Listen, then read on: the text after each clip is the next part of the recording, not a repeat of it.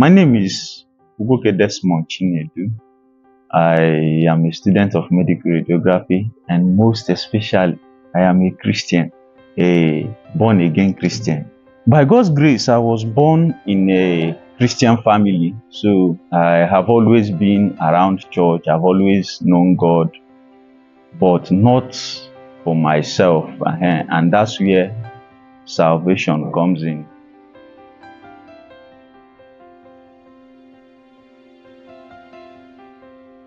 So I had my encounter with Christ in 2022, and that was when I genuinely gave my life to Christ, and that was December 2022. There was a program that JCB UNN organized, and Dr. Emekude happened to be one of the guest minister, and it was in the course of that program that I genuinely gave my life to Christ.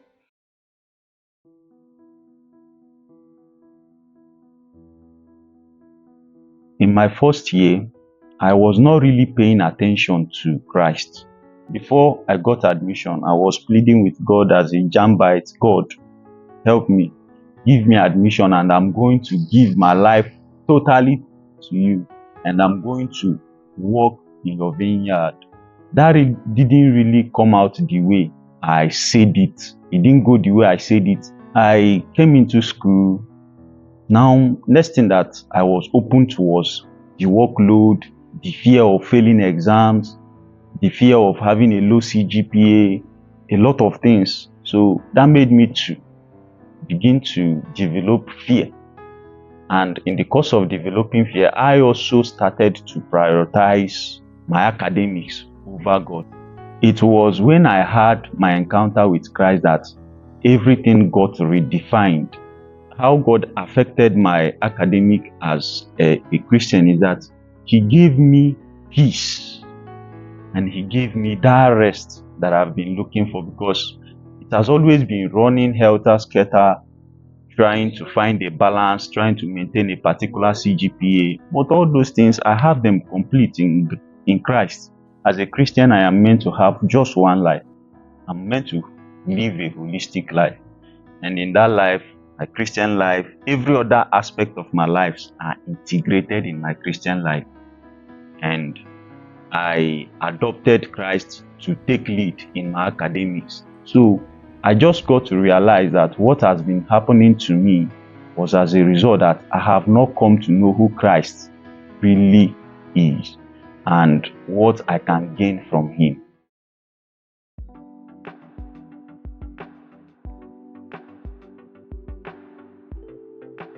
I've always tried to maintain a good academic grade. I also don't like to live in a dependent life. So in that aspect, there are other financial areas that I was interested in. So I crossed over, or in my first year, I picked interest in Forex trading, and I was learning. Within the strike that we had in my first year, I was teaching and I was also trading. So it was going well for me, especially the aspect of trading. So, and in my second year, I became more serious in trading. But I found out that it has to do with psychology, and I needed more time then as a second year student who was still trying to find balance in my new institution, which is here in UNEC, and also balance other medical curriculum and even my departmental. So I had a lot of things to look into. So that made me to slow down on the side of my Forex. But that didn't make me to retire from looking for a way of supporting myself financially. So I had to create a way to balance everything that I was doing, in as much as they are not much more psychological traumatizing like trading, because sometimes if you sustain loss in your trade, it's very devastating. So I was able to find balance by scheduling appropriate time for every of my activities. I got to find out who am I, when and what time do I really function very well. So in terms of studies, when do I study and understand very much better? And to God be the glory. If I read in the day, I also understand, and in the night, the same way. So that made me to start allocating most of my other extracurricular activities in the day and spend almost the rest of my nights as an undergraduate at Charis, or let me say generally in night class, because that's where I will have to read most of the night and then do other activities, including lectures by day.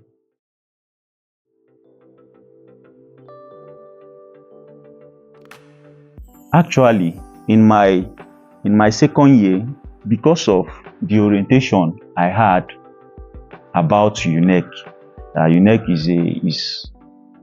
is a den, is the real den, more or other than UNN. So I had to first of all find my ground and find a balance academically. So in my second year, first semester, after I got here, I didn't resume lectures immediately.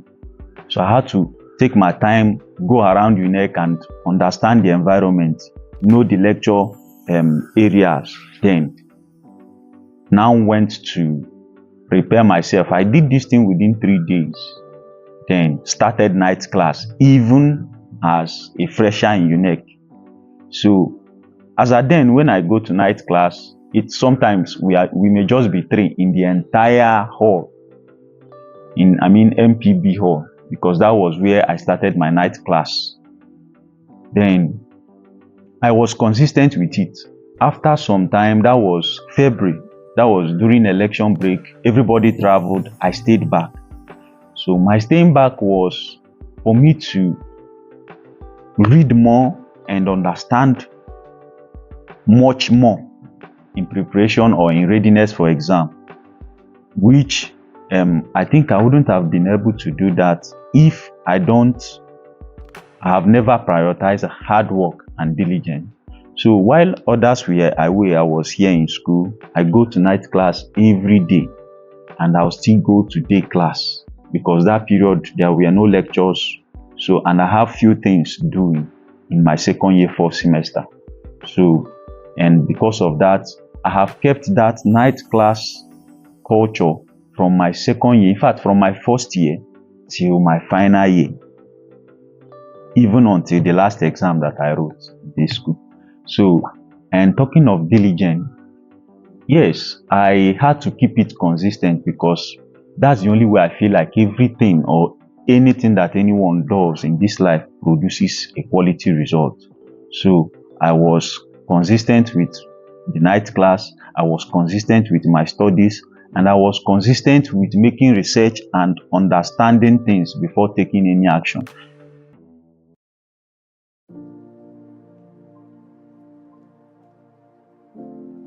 I have always, from my secondary school, known malpractice to be a bad thing. Unfortunately, in my first year, I was not participating in malpractice, but I was giving helping hand. So in essence, I was participating actually, but not the one receiving, but the one giving. Most of the times, people will run into you and be like, they will enter with you since it has no formation for entering.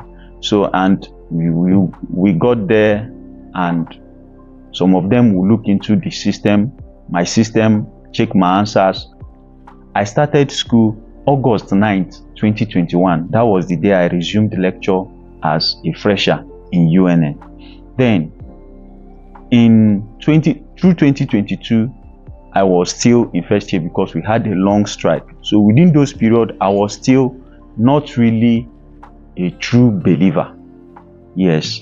So I don't have that, I've not gotten to have that boldness to tell people I cannot do this.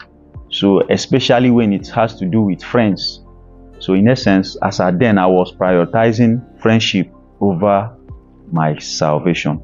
So I got a friend who was advising me, telling me that my telling people answers in the hall is still indirectly me participating in malpractice.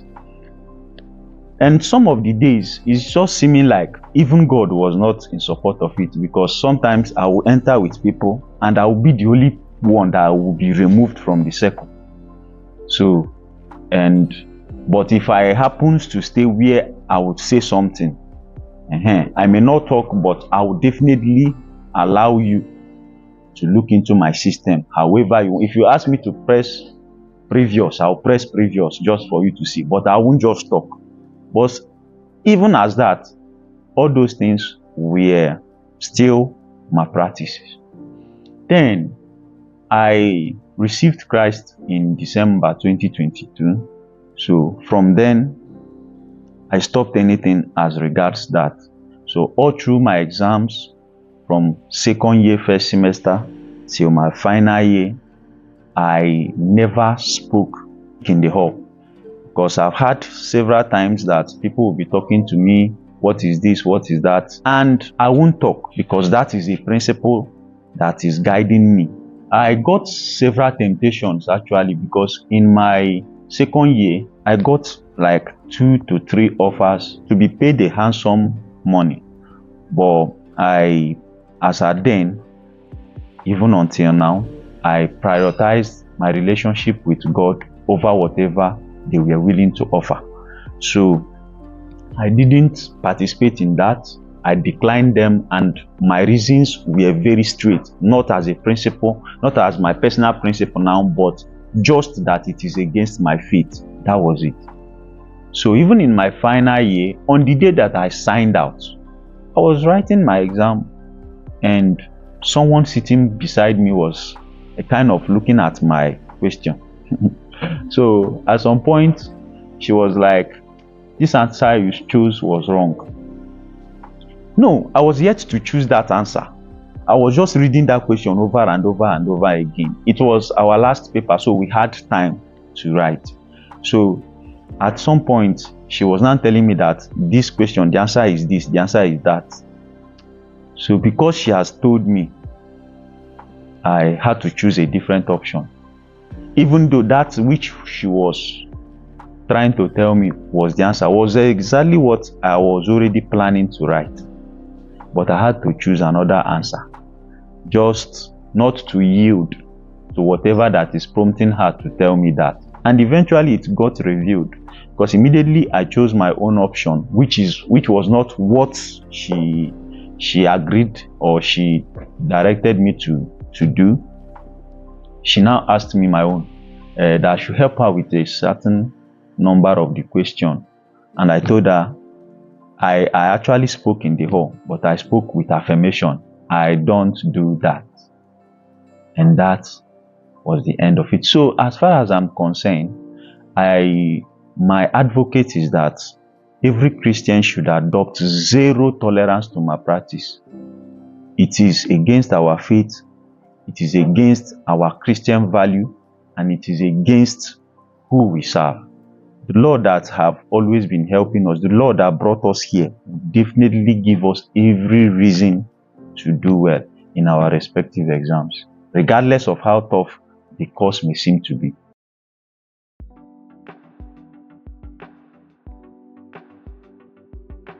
I never created a quality time for my evangelism.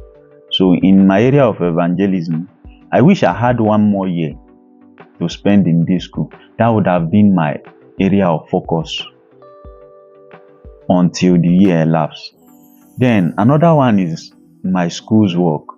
Yes, I have always been going to school's work, but I wish I had more year, and probably one more year not too congested with workloads. I would have liked to go for school's work in several other schools apart from the Metropolitan Girls that I was going. So, and thirdly, I would have liked to create more quality bonding with my brethren. Honestly, in my second year, I was a bad fellowship. In my third year, I was a bad fellowship. Although God started arresting me in my third year, but the one of my second year was worse. Before the last person say amen, in the conclusion of the fellowship for the day, I was already away, like very close to my hostel, if not in my hostel. So, and that was very bad. That was very bad. I happened to find myself in SUCF, a home that is away from home. We are unique, we uphold righteousness. So I had no reason to live a solitary life.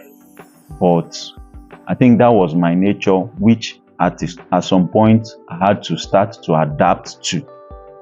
Living and trying to build relationship with brethren. And even the brethren in my class, David, Daniel, Chima, Rejoice, several of them, I was not really that close with them in my second year.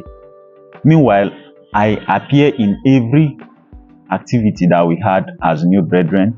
I appeared in every activities we had as a fellowship, but I was still not very open. I think that was because I was a shy person. Actually, I was very shy. I don't like talking too much, so I always most times prioritize my space, but not that my space is so precious to me. It's just that I wouldn't like to be engaging in more of discussions. Thank God for the arrest. I started giving up to that in my third year, and one of the events that brought me out fully was after the massive love that the fellowship showed me.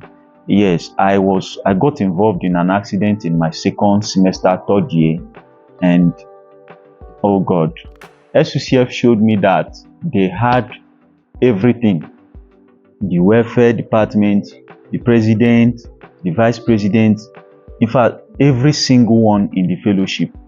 So I couldn't walk.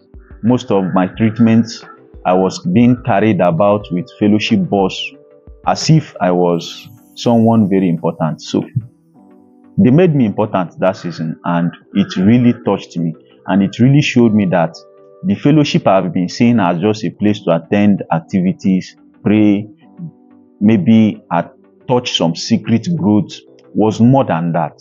It was actually more than that. So I wish I had one more year. I would have used it to bond, if possible, with every single one in SUCF. As at this moment, I know that I had a good relationship with them, but I wish I had more year. I would have bonded more, even with those that are yet to join us.